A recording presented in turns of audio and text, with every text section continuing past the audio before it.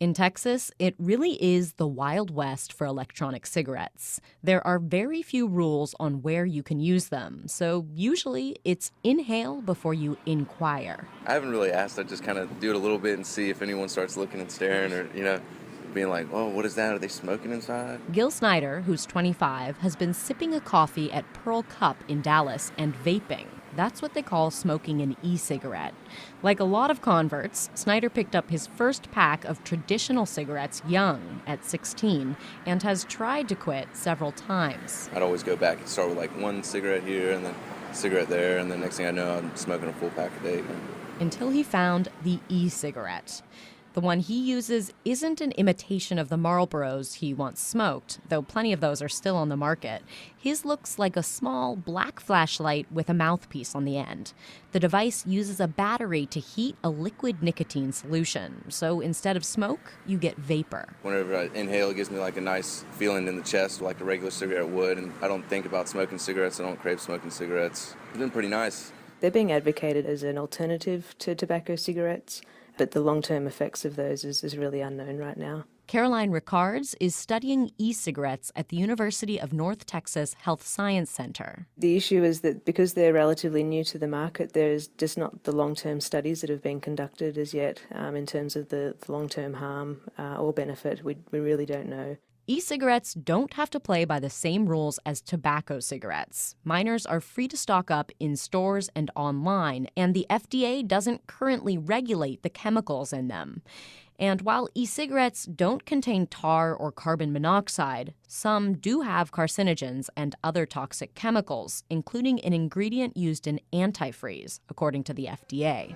Still, business is booming. Every day, around 100 people walk into Vixen Vapors in Pantego.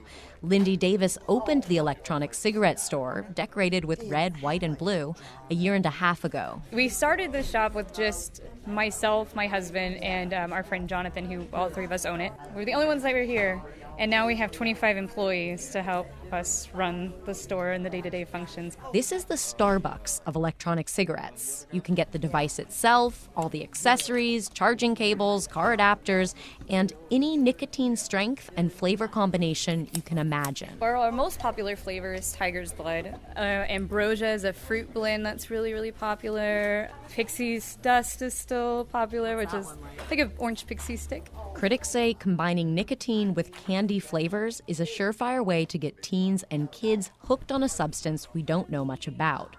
Davis says it's a combination that helped her quit smoking.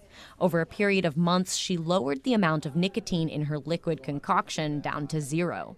She still takes hits from her e-cigarette every few minutes. The flavor? Crunchy Monkey Cupcake, which is like a peanut butter banana cupcake. It's really good. Prices vary. At Vixen Vapors, starter kits go for $55, and refills are about $4.